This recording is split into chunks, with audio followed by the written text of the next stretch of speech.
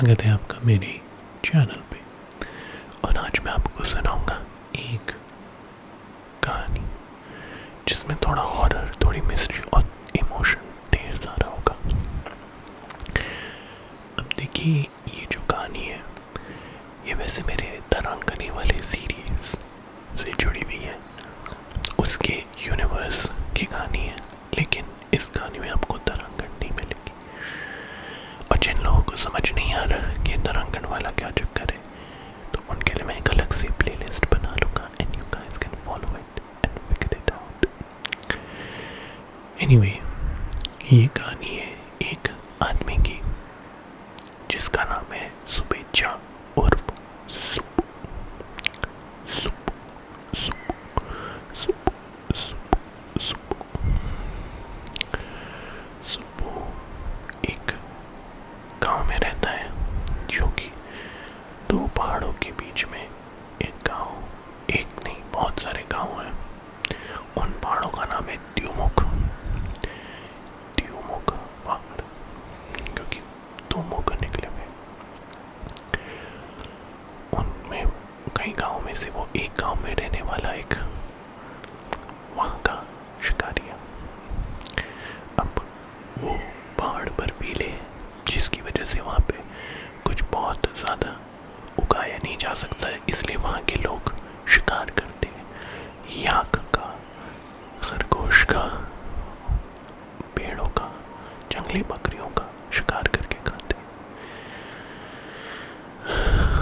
लेकिन सुबह की एक बड़ी प्यारी बीवी है और एक साली है।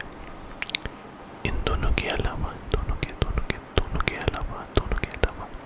सुबह का और कोई नहीं है अपना, और कोई अपना नहीं है। एक बार सुबह की साली यानी उसकी बीवी की छोटी बहन बीमार पड़ जाती है, और उसकी वजह होती है कि वो अपने आप शिकार करती है एक बूढ़े कमज़ोर जानवर का, जिसको शायद से कुछ बीमारी होगी। वो उस जानवर को करके खाती है और उसको बड़ी जानलेवा बीमारी लग जाती है। वहाँ पे बड़े नामी गिरामी जो वैद्य होते उनको दिखाया जाता है, लेकिन किसी के पास भी उस बीमारी का इलाज नहीं होता है। तभी एक पुराना संत वैद्य कहता है कि इसकी बीमारी ठीक करने के लिए तुमको वापस ज़मीन पे जाना पड़ेगा, पहाड़ों से नीचे। वो कहता है कि मैंने सुना था कि पहाड़ों के नीचे जंगलों में एक फल होता है जो दिखने में सेब की तरह होता है, लेकिन सेब या तो लाल या लाल या पीला या हरा होता है। ये एक ऐसा सेब है जिसमें सारे रंग दिखाई देते, उसमें लाल रंग भी चमकता है, पीला भी, हरा भी, सफ़ेद भी। तो तुमको वो फल इसके लिए, साली के लिए लाना पड़ेगा। ये खाएगी, वो ठीक हो जाएगी। सुप्पू कहता है ठीक है। उसकी बीवी कहती है कि तुम मेरी कुछ भी हो जाए तो मेरी बहन को ठीक कर दो, और अगर तुम नहीं कर पाए तो मैं तुम्हें कभी माफ़ नहीं कर पाऊंगी। तो सुप्पू निश्चित रूप से चिंतित हो जाता है। वो कहता है ठीक है, जाना पड़ेगा। तो वो रास्ता नापता है, बर्फीले पहाड़ों से नीचे अपना रास्ता ढूंढता है, और उसका नीचे सिर्फ एक दूर का रिश्तेदार, एक कजिन आप कह ले, होता है। वो एक गांव होता है नीचे ज़मीन पे, जिसका नाम होता है रंगूधार। तो द्युमुख पहाड़ से नीचे उतरे, बीच में नदी है, नदी पार करके रंगूधार नाम का एक गांव होता है। उस गांव के आसपास उसका घर होता है छोटा सा। उस कजिन का नाम है दासू। दासू, DASU, दासू। तो वो दासू से मिलता है। दासू की एक बूढ़ी माँ होती है जो, और वो दोनों साथ में रहते हैं। वो दासू से मिलता है और दासू को अपनी पूरी बात बताता है। दासू कहता है भाई मैं मेरी पूरी ज़िंदगी यहाँ पे निकल गई। मैंने ऐसे किसी पल का नाम नहीं सुना। लगता है वो वे तुझसे झूठ कह रहा है, तो वापस चले जा। लेकिन फिर सुब्बू कहता है कि मैंने तो सुना है कि यहाँ पे आसपास कहीं जंगल है ना। और इससे पहले दासू कुछ बहाना बना सके, दासू की माँ कहती हाँ हाँ हाँ, रंगोदार से पश्चिमी दिशा में अगर आप चले तो वहाँ पे आपको एक जंगल मिलेगा। दासू अपनी माँ को गाली देता, क्या करे, चुप रहा। सुब्बू कहते नहीं नहीं नहीं, अगर ऐसा है तो हमें उस जंगल में जाना पड़ेगा, क्या पता वहाँ फल मिल जाए। दासू कहता है मैं उस जंगल में बहुत बार गया हूँ, ऐसा कोई फल नहीं है जो तूने बोला। तो अपना टाइम वेस्ट कर रहा है, तो अपनी बीवी और अपनी साली से माफ़ी मांग ले और वापस चले जाओ। सुब्बू कहता है नहीं, मैं वापस नहीं जाता। अगर मेरे को वो फल नहीं मिला तो मैं कभी वापस नहीं जाऊंगा, मैं अपनी जान दे दूंगा और फिर तेरे को मेरे गांव जाना पड़ेगा और मेरी बीवी और मेरी साली को समझाना पड़ेगा कि मेरे मुझे क्या हुआ। दासू ने बोला क्या आफत है, क्या मुसीबत है, ठीक है। अगली सुबह सुबह वो पड़ने से पहले हम उस जंगल में जाएंगे। रात हुई, अगली सुबह आई और फिर वो दोनों जंगल की तरफ जाने लगे। दासू ने उसको जंगल का वो इलाका दिखाया जहाँ पे अक्सर गाँव वाले जाते हैं, कोई जड़ी बूटी लेने, कोई फल लेने या कभी कभार कुछ शिकार करने के लिए। They are craving some non veg. Subbu कहता है यहाँ पे तो कोई मुझे फल नहीं दिख रहा। दासू ने कहा मैंने बोला था ना यहाँ कोई फल नहीं, फालतू में अपना टाइम खराब कर रहे, चल वापस। वो वापस जाने वाले होते हैं कि तभी एक दूर के गांव जिसका नाम स्वक्षा होता है, स्वक्षा नाम के गांव से 3 लोग आते हैं और वो पूछते हैं कि क्या तुमने एक लड़के को देखा है, छोटे बाल, कान में बूंदी पहनी हुई, हम उसको ढूंढते ढूंढते यहाँ पे आए, तुमने देखा है? वो कहते दोनों नहीं देखा। उनके साथ एक बूढ़ा कोई साधु टाइप का दिखने वाला इंसान भी होता है। तो वो स्वक्षा के 3 गाँव वाले कहते कि हमको किसी ने बोला तो उस जंगल में कहीं छुपा होगा। दासू बोला देख लो पूरा जंगल तुम्हारे सामने, कहाँ छुपा हुआ, छोटे से जंगल में कहाँ छुपेगा। तभी उनके साथ एक जो बूढ़ा वो सन्यासी होता है वो कहता है नहीं, ये पूरा जंगल नहीं है, इस जंगल में बहुत सारे रहस्य हैं। स्वक्षा वाले कहते हैं हाँ मैंने भी सुना है। दासू को पता होता है रहस्य के बारे में, पर वो अपना मुंह नहीं खोलता। सुब्बू देख के कहता है दासू को क्या ये बात सच है कि इस जंगल में कोई राज है? दासू कहता है नहीं नहीं पागल है ये लोग। तो फिर वो सन्यासी गाली देता है दासू को कि अरे मूर्ख, क्या पागल बोल रहा है मेरे को, मैं यहाँ का बहुत पुराना बाशिंदा हूँ। तुम यहाँ पे देख रहे हो एक उनको पीपल का पेड़ दिखता है जिसका मुंह ऐसे टेढ़ा हुआ होता है क्योंकि किसी ने रस्सी बांधी होती है और वो रस्सी जमीन के नीचे खड़ी हुई होती है। क्या था इस जमीन के नीचे तुम्हें एक लोहे का टुकड़ा मिलेगा, तुम उसको खोद के निकालो और फिर देखो। तो वो खोद के स्वक्षा के गाँव वाले खोद के निकालना शुरू कर देते। दासू उनको समझाते कि अरे पागल हो गए हो क्या करने लग रहे हो। तो स्वक्षा के वो 3 गाँव वाले कहते देखो जो लड़का गुमशुदा हुआ है, जो लड़का गायब हुआ है, वो हमारे गांव की मुखिया का लड़का है और अगर हम उसको कैसे भी करके वापस नहीं लाए तो मुखिया और उसका बेटा हमारी खालू देख लेगा, इसलिए हमको कुछ भी करके लाना है। दासू ने कहा देख लो मैंने सुना है कि बड़ी जानलेवा जगह है वो, उस रहस्यमय जगह पे जो गया वो वापस नहीं आया है। जिस बात पे साधु कहता है कि देखो अगर भगवान ने चाहा तो जान बच जाएगी। तो दासू कहते हैं और अगर भगवान ने ये चाहा कि हमारी जान ना बचे तो वो सन्यासी कहता है भाई जैसी भगवान की इच्छा। तो दासू कहता है कि चल हम नहीं जाएंगे, यहाँ पे डरावनी सी जगह है और ये लोग पागल है। पर सुब्बू कहता है क्या पता हिस्से में अगर वो हमको फल मिल गया तो तेरे को नहीं जाने तो ना जा, मैं तो जाऊंगा। दासू ने बोला क्या मुसीबत है, मैं किन लोगों के साथ फंस गया। कहते ठीक है साथ चलेंगे लेकिन ज़्यादा देर नहीं रुकेंगे, जल्दी से जल्दी वहाँ से भाग कर हम आ जाएंगे। सुबह कहते ठीक है।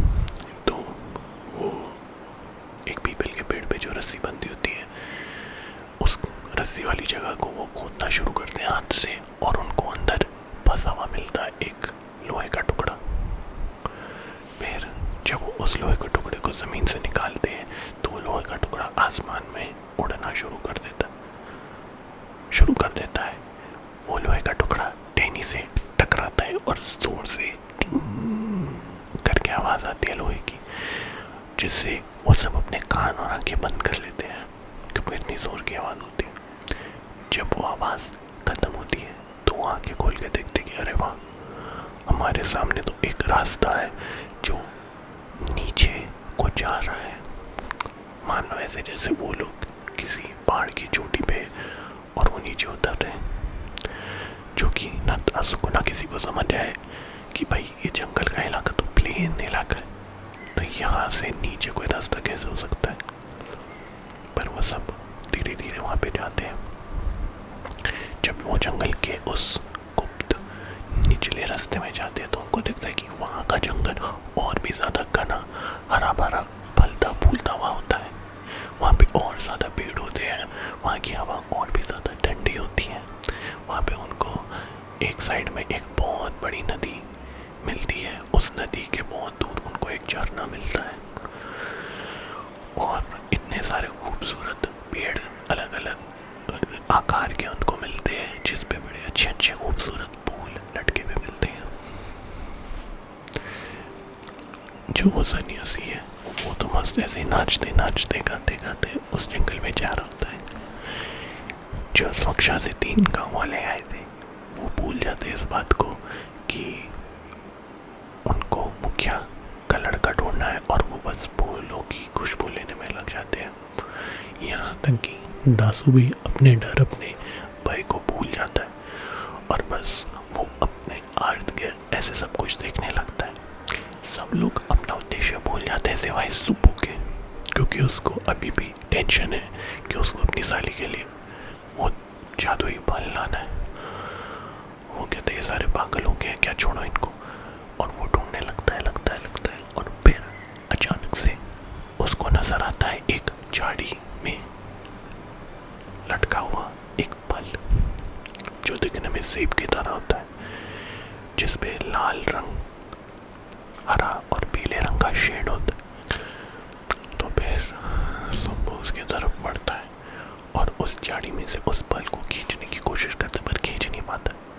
तो वो दासू को आवाज़ लगाता है, दासू ये देख फल मिल गया। दासू कहता है अरे वाह। फिर दासू और सुब्बू दोनों खींचने की कोशिश करते हैं लेकिन वो झाड़ी में से फल वो निकल नहीं पाता है।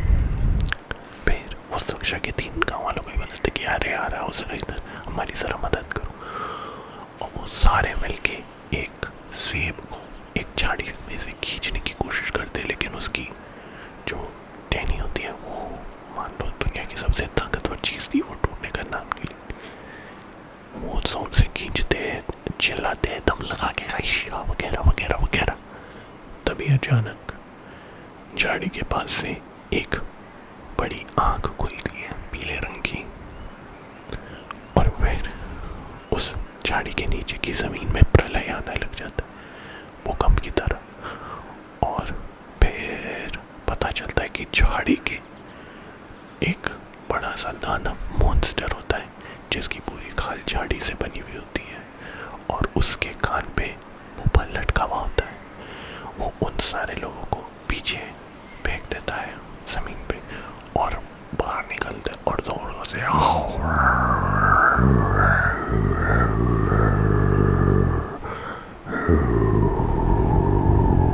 करके चिल्लाने लगता है। वो सारे छुप के कोई पेड़ के पीछे, कोई झाड़ी के पीछे, कोई कहीं कहीं कहीं पीछे छुप के बैठ जाते हैं। सबको सबके सब सिवाय उस सन्यासी के।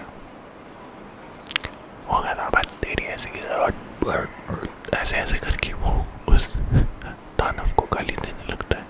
तो दानव क्या करता है, वो उसको उसकी चूड़े से उठाता है और पूरा का पूरा अंदर निकाल लेता है। सबकी सब की आंखें यूं फटी की फटी रह जाती है, बाप रे बाप ये क्या हो गया।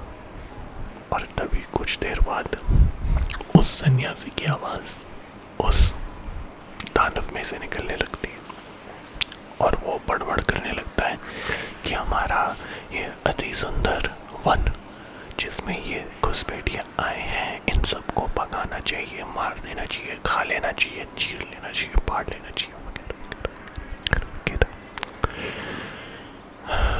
ये सब होता है और फिर अचानक से कभी आवाज़ कहती कि नहीं नहीं, ये इस दानव को जिंदा नहीं रहना चाहिए। लाइक एक ही दानव के अंदर ऐसा लगता है मल्टीपल पर्सनैलिटी होती है। एक जो चाहती है कि सब घुसपैठियों को भगा दो, एक जो चाहती है कि दानव अपने आप को मार दे। उसी उधेड़-बुन में, लड़ाई में, झगड़े में दानव जो है वो झरने के नीचे से गुजरता है और उसकी बॉडी जोर जोर से मतलब कपकपाने लगती है, शेक करने लगती है। और वो सारे सोचते हैं क्या पानी इसकी कमजोरी है, हो सकती है। तभी सुक्षा के गांव का एक आदमी कहता है कि क्यों ना इसको हम पानी के पास लेके जाए, क्या पता उससे ये भाग जाए। फिर दूसरा बंदा कहता है इसको लेके कौन जाएगा, और तीसरा बंदा कहता है लेके अगर चले गए तो क्या गारंटी है कि ये खत्म हो जाएगा। तभी सुब्बू दासू से कहता है कि क्यों एक काम करो, तुम उसके आगे जाओ और उसका ध्यान नदी की तरफ डाइवर्ट करो ताकि वो नदी में जाए और वो कपकपाने लग जाए, कमजोर हो जाए, और फिर मैं जो पल है वो उसके कान से काट लूँगा। कहते नहीं नहीं बहुत रिस्क है। तो क्योंकि वो जंगल में होते और उनको जंगल में टहनियाँ दिखती हैं, पतले पतले पत्थर दिखते हैं, वो उन टहनियों के बीच उस पत्थर को फंसा देते एक तरह का वो भाला बनाने के लिए। और सुब्बू कहते हैं चलो ठीक है, तुम नहीं जा सकते तो मैं ही जाता हूँ और मैं उसको पानी की तरफ करता हूँ और तुम लोग पत्थर में लकड़ियों को फंसाओ और उसकी तरफ फेंको उसको चोट पहुँचाने के लिए। तो फिर सुब्बू भाग जाता है। दासू कहता है रुक ऐसा मत कर, लेकिन सुब्बू उसकी नहीं सुनता, उसको है कि पाल जाइए। फिर सुब्बू उसके आगे क्रिस क्रॉस आड़े टेढ़े चलने लगता है। उसका ध्यान इधर से उधर, उधर से इधर, इधर से उधर, उधर से इधर ऐसे करके उसका ध्यान भटकाने के लिए। और जैसे ही वो वैसे भटकाते वो उसको नदी के पास ले जाने लगता है। दासू और दूसरे गांव वाले भाला फेंकने लगते हैं।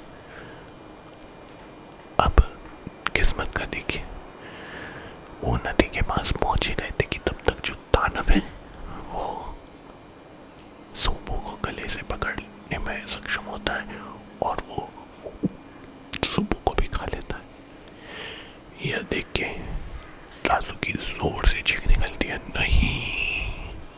यह चीख सुन के दानव वापस मुड़ जाता है और फिर भाग के दासू और उन गाँव वालों के पीछे भागने लगता है कि तभी उस दानव में से सुब्बू की आवाज निकलती है कि नहीं दानव तू ऐसा नहीं कर सकता, नहीं दानव तू ऐसे नहीं कर सकता। ऐसे करके फिर उस सन्यासी की आवाज निकलती कि नहीं दानव, अच्छा इन इंसानों को खत्म कर दो, इससे हमारे वन और पक्षी और पशु बच जाएंगे। और फिर दानव के शरीर के अंदर से ही दोनों सन्यासी और सुब्बू दोनों की आवाज निकलती है। वो दोनों एक दूसरे के साथ हाथापाई करने लगते हैं। अब चक्कर है कि वो जो भी हाथापाई कर रहे हैं उसका असर दानव के शरीर पे पड़ रहा है। दानव कभी अपने आप को मुक्का मारता है, अपने आप को चाटा मारता है, अपने पेट में मारता है, अपना गला दबाता है अपनी जीभ की, और ऐसे ही करके उनके बीच में लड़ाई होने लगती है। तभी सुब्बू और गाँव वाले जो है वो जल्दी से भाग के नदी के किनारे पहुंच जाते और वहाँ से पत्थर और बाल और लकड़ी फेंकने लगते, जिसकी वजह से वो और करीब और पानी के करीब दानव जाने लगता है। तभी सुब्बू एक बड़ा सा पत्थर जो है वो दानव के पैर पे मारता है।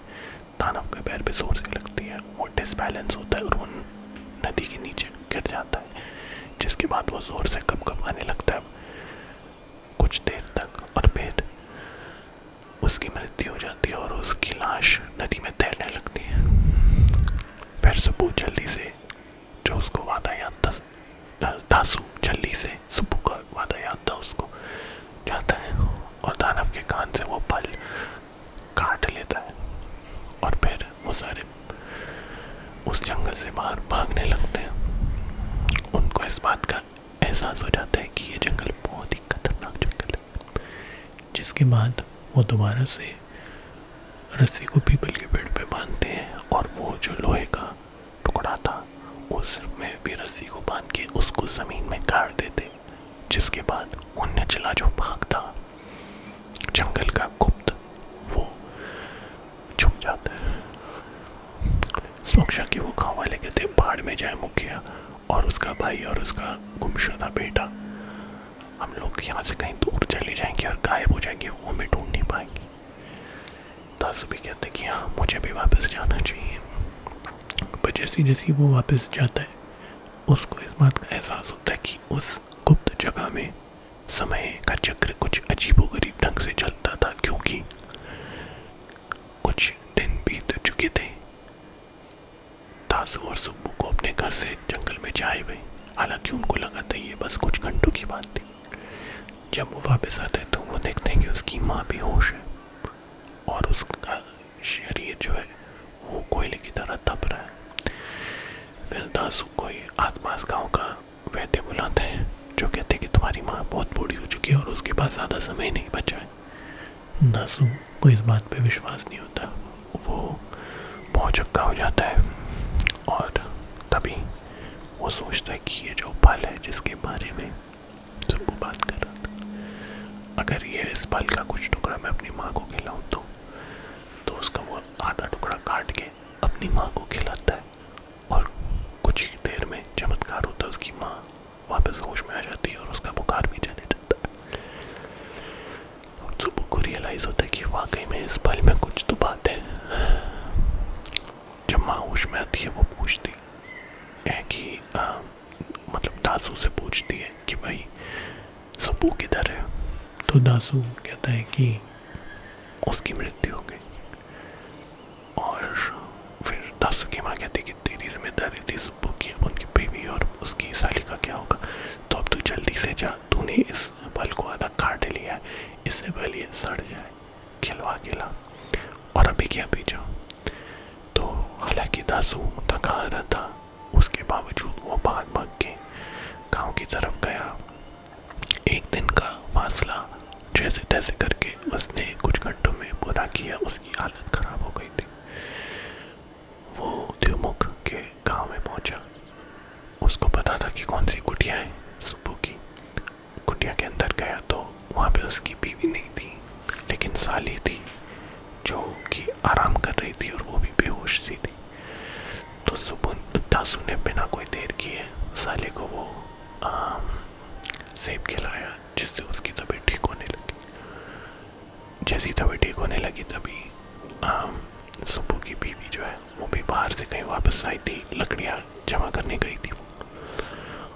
वो ये बात देख के तो बड़ी खुश हुई कि उसकी बहन की तबीयत अब ठीक है, लेकिन उसने पूछा कि मेरे पति कहाँ है। दासू ने सब कुछ बता दिया। वो दोनों बहुत जोर से रोने लगे। साली ने कहा कि ये सब मेरी वजह से हुआ, मैं अपने आप को कभी माफ नहीं करूँगी।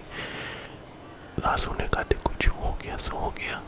सुब्बू बड़ा एक वीर व्यक्ति था, बहुत ही ब्रेव था। उसने उनसे क्षमा मांगी कि काश मैं उसको बचा पाता।